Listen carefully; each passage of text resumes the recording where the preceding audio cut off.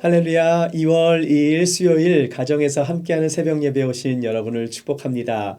우리 함께 찬송가 442장 저 장미꽃 위에 있을 우리 함께 찬양하시면서 새벽 예배를 시작하겠습니다.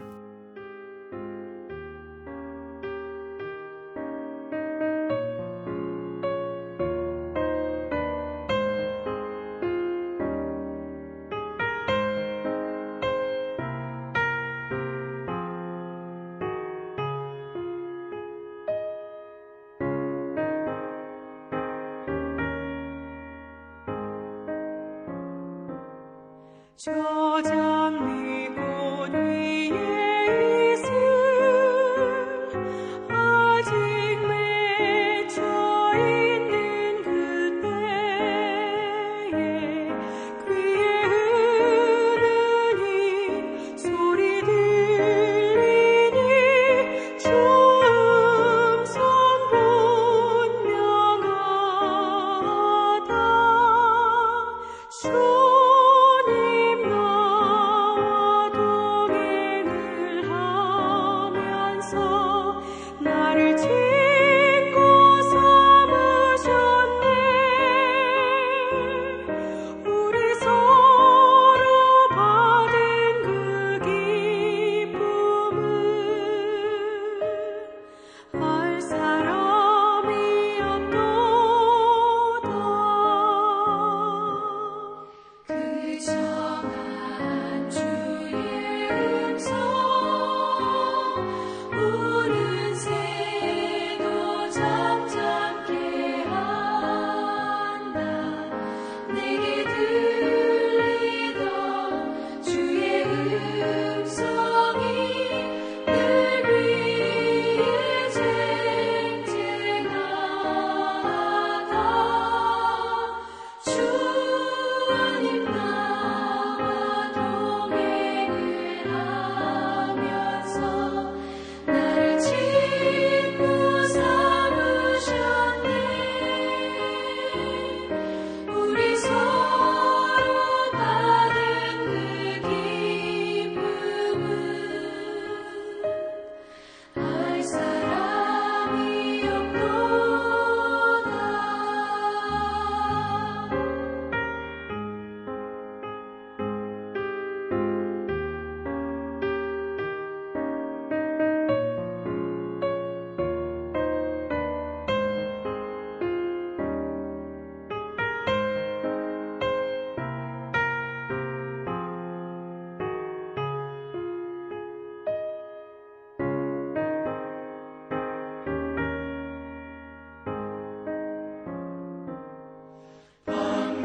밤깊도록 동산하네 주와 함께 있으려 하나. 외로운 세상에 갈 일 많아서 날 가라 명하시나. 주님 나와 동행을 하면서 나를 짓고 삼으셨네. 우리 서로 받은 그 기쁨을 알 사람이 없도다.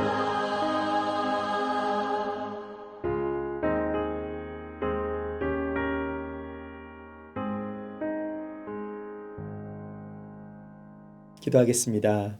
언제나 우리와 동행하시고 우리를 친구 삼아주시는 주님을 찬양합니다. 하나님, 힘들고 어려운 상황 속에서 우리가 의지할 분은 주님밖에 없음을 고백하며 오늘도 우리가 새벽을 깨우며 기도하며 나아갑니다. 주님의 음성 듣게 하여 주시고 주님의 뜻을 분별케 하여 주시옵소서. 오늘도 주님이 나의 주님이 되어 주셔서 나의 모든 길을 인도하여 주심을 믿고 맡기며 의지하며 주님 앞으로 더 가까이 나아갈 수 있도록 성령님 역사하여 주옵소서. 감사드리며 우리 주 예수님의 이름으로 기도하옵나이다. 아멘. 네, 오늘 주신 하나님의 말씀은 누가복음 9장 18절에서 36절까지 말씀인데요. 제가 읽어드리겠습니다. 예수께서 따로 기도하실 때에 제자들이 주와 함께 있더니 물어 이르시되 무리가 나를 누구라고 하느냐? 대답하여 이르되 세례 요한이라 하고 더러는 엘리야라 더러는 옛 선지자 중에 한 사람이 살아났다 하나이다. 예수께서 이르시되 너희는 나를 누구라 하느냐? 베드로가 대답하여 이르되 하나님의 그리스도시니이다 하니 경고하사 이 말을 아무에게도 이르지 말라 명하시고 이르시되 인자가 많은 고난을 받고 장로들과 대제사장들과 서기관들에게 버림받아 죽임을 당하고 제3일에 살아나야 하리라 하시고 또 무리에게 이르시되 아무든지 나를 따라오려거든 자기를 부인하고 날마다 제 십자가를 지고 나를 따를 것이니라. 누구든지 제 목숨을 구원하고자 하면 잃을 것이요 누구든지 나를 위하여 제 목숨을 잃으면 구원하리라. 사람이 만일 온 천하를 얻고도 자기를 잃든지 빼앗긴든지 하면 무엇이 유익하리요? 누구든지 나와 내 말을 부끄러워하면 인자도 자기와 아버지와 거룩한 천사들의 영광으로 올 때에 그 사람을 부끄러워하리라. 내가 참으로 너에게 이르노니 여기 서 있는 사람 중에 죽기 전에 하나님의 나라를 볼 자들도 있느니라. 이 말씀을 하신 후 8일쯤 되어 예수께서 베드로와 요한과 야고보를 데리고 기도하시러 산에 올라가사 기도하실 때에 용모가 변화되고 그 옷이 휘어져 광채가 나더라. 문득 두 사람이 예수와 함께 말하니 이는 모세와 엘리야라. 영광 중에 나타나서 장차 예수께서 예루살렘에서 별세하실 것을 말할세. 베드로와 및 함께 있는 자들이 깊이 졸다가 온전히 깨어나 예수의 영광과 및 함께 선 두 사람을 보더니 두 사람이 떠날 때에 베드로가 예수께 여짜오되 주여 우리가 여기 있는 것이 좋사오니 우리가 초막셋을 짓되 하나는 주를 위하여 하나는 모세를 위하여 하나는 엘리야를 위하여 하사이다 하되 자기가 하는 말을 자기도 알지 못하더라. 이 말할 즈음에 구름이 와서 그들을 덮는지라. 구름 속으로 들어갈 때에 그들이 무서워하더니 구름 속에서 소리가 나서 이르되 이는 나의 아들 곧 택함을 받은 자니 너희는 그의 말을 들으라 하고 소리가 그침에 오직 예수만 보이더라. 제자들이 잠잠하여 그 본 것을 무엇이든지 그때에는 아무에게도 이르지 아니하니라. 아멘. 네, 우리가 누가복음 말씀을 계속 묵상하고 있습니다. 오늘 본문은 세 가지 내용을 담고 있는데요. 첫째는 베드로의 신앙 고백, 둘째는 자기를 부인하는 십자가의 삶, 셋째는 변화산의 영광과 제자의 길에 대해서 말씀하고 있습니다. 내용이 좀 많지만 이 세 가지는 하나로 연결이 되어 있는데 그 핵심이 무엇인가 하면 예수님을 따르는 제자의 삶을 말씀하고 있습니다. 여러분, ANC 온누리 교회의 사명 선언이 무엇이죠? 네, 모든 세대가 제자 되어 온누리를 섬기는 복음 공동체잖아요. 모든 세대가 제자가 된다라는 것, 모두가 주님의 제자가 되어 온누리를 섬기는 복음 공동체, 네, 너무나 멋진 말씀이에요. 정말 주님이 기뻐하시는 비전 선언문이라고 생각합니다. 그렇다면 주님의 제자가 된다라는 것은 무엇을 의미합니까? 주님의 제자라는 것은 주님을 팔로우하는 사람이에요. 주님을 따르는 사람입니다. 요즘 SNS를 보면 유명한 사람들을 팔로우하잖아요. 유명한 사람의 일거주일투족을 보면서 그들이 무엇을 하고 어떻게 지내는지 관심을 갖고 또 그들을 좋아하고 그들이 하는 것을 따라하는 사람들을 팔로우라고 하는데 BTS의 인스타 팔로워가요 무려 5,200만 명이나 된다고 해요. 이 숫자는 대한민국 모든 국민의 숫자보다 100만 명이나 더 많은 사람들이 BTS의 팔로우들이에요. 세상에서는 유명한 사람을 팔로우합니다. 그렇다면 예수님의 제자의 삶을 산다라는 것, 예수님을 따르는 팔로우들의 삶은 무엇인지 대해서 오늘 본문이 말씀하고 있는데요. 예수님의 제자가 되기 위해서 첫째는 그리스도를 믿는 신앙의 고백이에요. 오병이어의 기적을 베푸신 예수님께서 따로 기도하실 때에 제자들에게 이렇게 물으십니다. 무리가 나를 누구라고 하느냐? 네, 그때 제자들이 19절에서 이렇게 대답합니다. 세례 요한이라고 합니다. 더러는 엘리야라고도 하고요. 더러는 옛 선지자 중에 한 사람이 살아났다고 합니다. 그런데 무리들이 하는 말은요, 예수님께서 그렇게 중요하다고 생각하지 않으셨겠죠. 예수님의 관심은 제자들에게 있었어요. 그래서 예수님 자신을 누구라 생각하느냐 제자들에게 물으십니다. 그래서 20절에서 너희는 나를 누구라 하느냐? 네, 그러자 베드로가 대답하죠. 하나님의 그리스도이시니이다. 네, 베드로의 고백은 아주 간결했지만 너무나 정확했어요. 하나님의 그리스도, 그리스도는 기름 부음을 받은 자, 메시아를 말씀합니다. 이 뜻은 하나님께 보냄을 받아 이스라엘의 구원을 이루실 분임을 베드로가 정확히 고백한 것입니다. 사랑하는 여러분, 오늘 예수님이 하셨던 질문, 너는 나를 누구라 하느냐? 이 질문은요, 예수님께서 지금도 우리에게 물으시는 질문이에요. 우리가 주님의 제자라면 이 대답을 정확히 할 수 있어야 합니다. 예수님은 나의 주님이십니다. 예수님은 나의 구원자십니다. 예수님은 나의 하나님이십니다.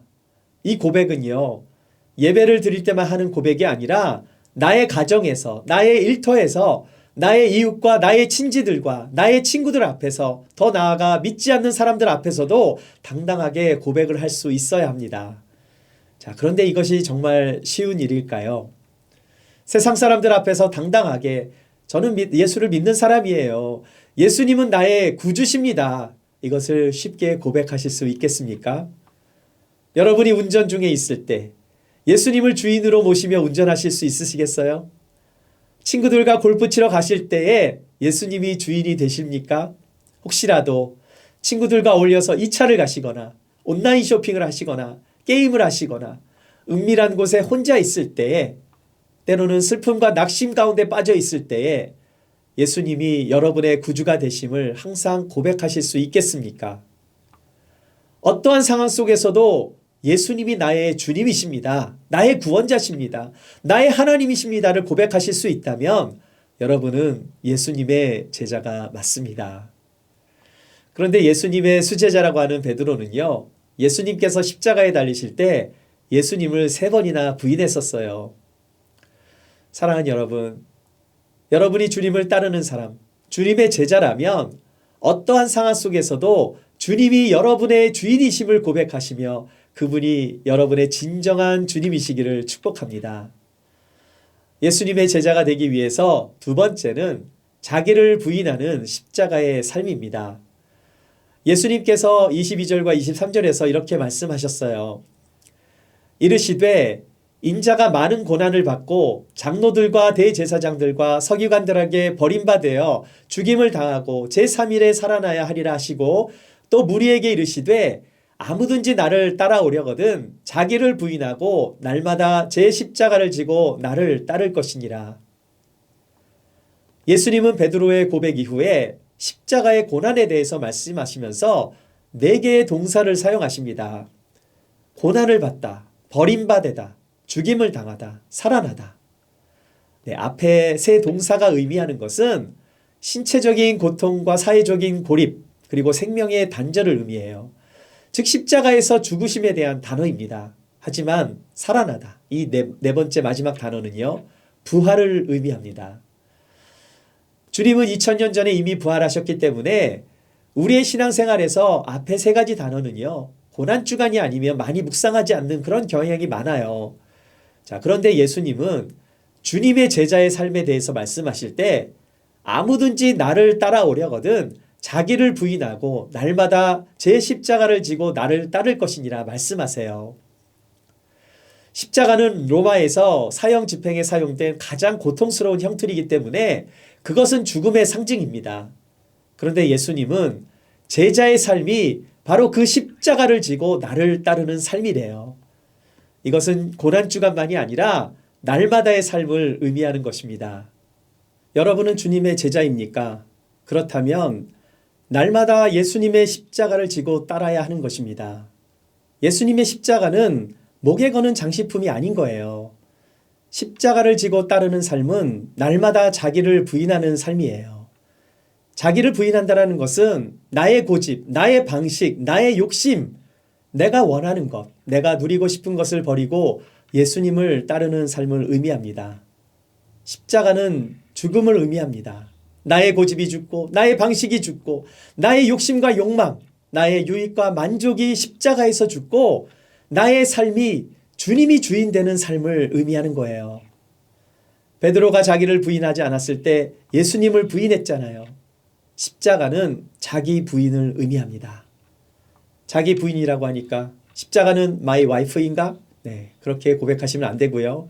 또 어떤 성도님들 중에서는요, 내 십자가는 내 남편이에요. my husband입니다. 이렇게 말씀하시는 분들도 계시는데 네, 그것은 잘못된 것입니다. 십자가는요, 상대방이 아니라 내가 죽는 것을 의미해요.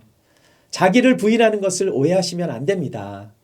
아내는 자기를 부인하는 것이 아니라 남편을 부인하고, 남편은 자기 부인을 사랑도 하지 않고 또 부인 편을 드는 것이 아니라 남의 편만을 들어서 남편이잖아요. 그래서는 안 되겠죠. 이러한 것은 십자가를 잘못 이해하시는 것입니다. 십자가를 진다라는 것은 내가 죽는 것에서 시작하는 거예요. 그런데 그 십자가는 죽는 것에서만 머물러서도 안 됩니다. 왜냐? 예수님은 죽으시고 부활하셨잖아요. 부활하신 주님이 우리 안에서 역사하셔야 하는 것입니다. 부활하신 주님의 능력이 우리 안에서 살아나야 하는 거예요. 부활하신 주님께서 우리 안에 역사하실 수 있도록 우리가 나의 자아는 죽이고 십자가에 못 박고 의에 대해선 살아난 것처럼 주님이 내 안에서 살아 역사하실 수 있도록 우리가 날마다의 삶 가운데 주님을 의지하는 삶을 살아야 하는 것입니다. 여러분, 부활하신 주님이 우리 안에서 역사하시는데 왜 마음이 계속 우울하세요? 왜 맨날 나는 할 수 없어라고만 하십니까? 왜 매일매일의 삶이 다 귀찮으십니까? 십자가의 능력은 내가 주님과 함께 십자가에서 못 박혔음을 믿고 나의 죄에 대해서는 죽었지만 주님의 의가 내 안에서 살아 역사하실 수 있도록 내가 죽고 주님이 내 안에 사는 경험을 날마다 해야 하는 것입니다. 이것을 날마다 하지 않으면요, 나의 자아가 굉장히 강하잖아요. 육신의 그 생각이 너무나 계속해서 강하게 역사해서 우리의 모든 생각을 지배하고 세상적인 생각으로 바뀌어지게 되는 거예요. 내가 지금까지 살면서 왜 이렇게밖에 못 살았는지 자꾸만 나를 포커스하게 만듭니다. 나의 생각 안에 내가 갇혀버리게 되는 거예요. 주님이 주신 꿈을 꾸어야 하는데 자꾸 나의 꿈을 꾸다 보니까 나의 과거와 나의 꿈과 그 현실 속에서 뭔가 자꾸 손해를 보며 살아온 인생이 자꾸만 생각나고 억울하게 느껴지는 거예요. 우리는 주님의 십자가를 사랑합니다. 주님이 하신 일을 찬양합니다. 그리고 주님이 다 하셨기 때문에 우리는 아무것도 할 것이 없습니다라고 고백하는 것은 사실은 반만 맞은 거라고 봐요. 우리가 해야 하는 것이 있습니다. 그것은 바로 자기 부인과 십자가를 지고 따르는 삶이에요. 그런데 서구신학은 이것이 좀 약한 것 같아요. 목적이 이끄는 40일의 저자 리 거렌 목사님, 얼마나 존경받는 목사님이세요. 하지만 그 책을 보면은요, 자기를 부인하는 이야기가 없어요. 예수님을 따르는 십자가의 이야기가 빠져 있습니다. 우리는 예수님이 다 이루어 주신 것들만 생각하고 주님께 감사하는 것은 잘하는데 진정으로 주님을 따르는 삶에 대해서는 굉장히 약한 것 같아요. 그 이유가 무엇일까요? 자기를 부인하는 삶을 원치 않기 때문입니다. 또한 십자가를 지는 삶을 원치 않기 때문이에요. 우리는 찬양할 때 내 생명 주님께 드립니다. 두 손 들고 주님을 찬양합니다. 주님의 뜻을 이루소서, 주님이 원하시는 삶을 살기 원합니다. 늘 이렇게 찬양하며 고백하며 기도하며 살아가잖아요. 그런데 그때뿐이라는 거죠.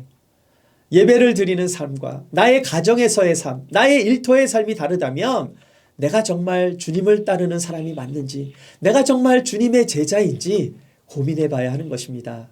사랑하는 여러분, 주님의 제자가 되기를 원하십니까? 날마다 자기를 부인하고 십자가를 지고 주님의 팔로워가 되시기를 축원합니다. 마지막 세 번째는 변화산의 영광과 제자의 길입니다. 예수님은 기도하시러 세 명의 제자 베드로와 야고보와 요한을 데리고 산에 올라가셨어요. 이 변화산 사건은 세 복음서에 모두 나오지만 누가만 예수님이 기도하시러 산에 올라가셨다라고 말씀해요. 왜 그런지 여러분 눈치채셨죠? 누가는 관찰력이 뛰어나서 누가 기도를 했는지, 누가 치유를 받았는지, 누가 복음을 들었는지 상세히 기록했기 때문에 누가 복음이라고 했죠. 갈릴리 남부에는 다볼산과 헐몬산이 있는데요.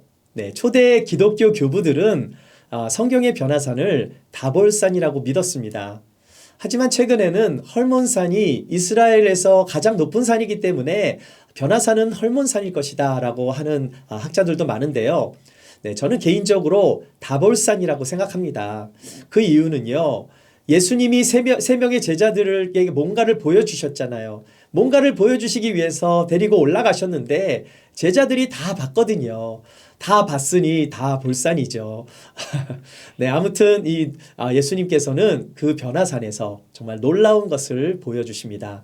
29절을 보시면은요, 예수님께서 기도하실 때에 용모가 변화되고 그 옷이 휘어져 광채가 나더라 말씀해요.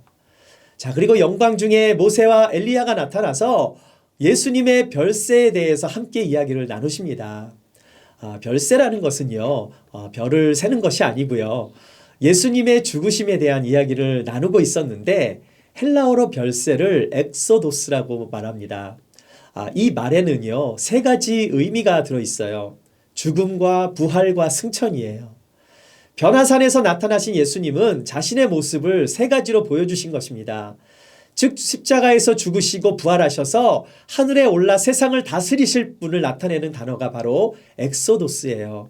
따라서 예수님의 별세 이야기는요, 예수님이 새로운 시대에 하나님이 보내신 구원자로서 새 출애굽이 되는 것입니다. 이러한 중요한 상황에서 제자들이 졸고 있었다라는 거예요. 베드로는 중요할 때 또 이렇게 베드로 가는 경향이 있죠. 겟세마네에서 기도하실 때 예수님께서 또 베드로가 어떻게 했습니까? 베드로 갔잖아요. 베드로니까.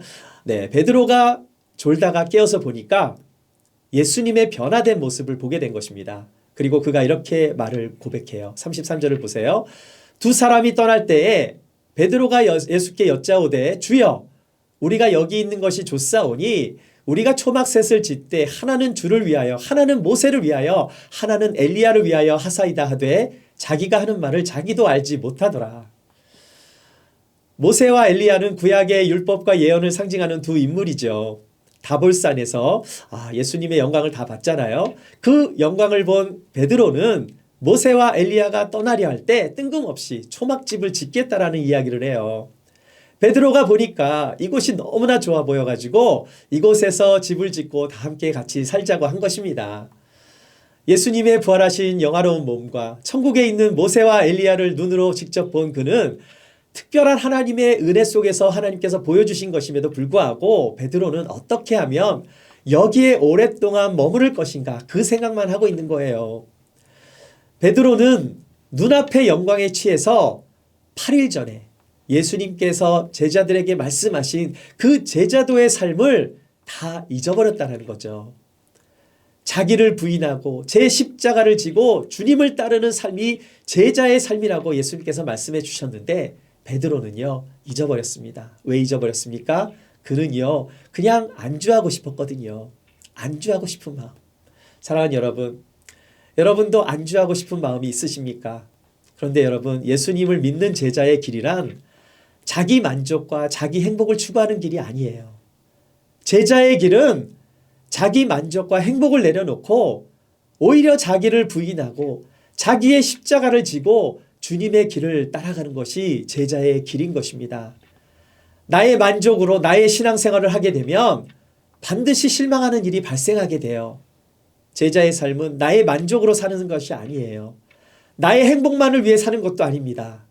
진정으로 주님이 가신 길을 따라갈 때 살아계신 하나님을 경험하고 나와 동행하시는 성령님의 능력을 체험하며 예수님의 은혜를 더 깊게 이해하여 주님으로 인해 진정한 만족과 진정한 행복을 경험하게 되는 것입니다.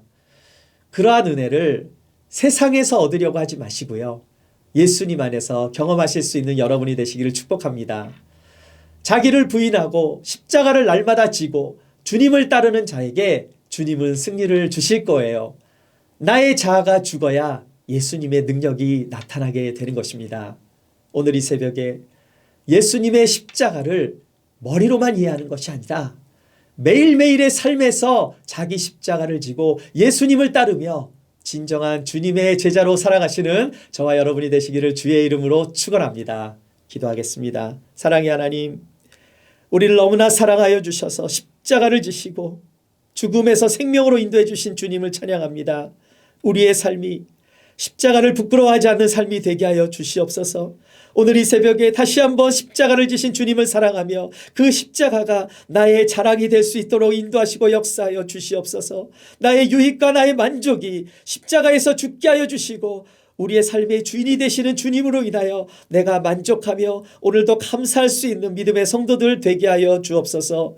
오늘도 십자가의 은혜를 사모하며 고통 가운데 있는 영혼들을 위로하여 주시고 자기 십자가를 지고 주님을 따를 수 있는 진정한 믿음의 제자들이 될 수 있도록 인도하여 주옵소서. 감사드리며 우리 주 예수님의 이름으로 기도하옵나이다. 아멘.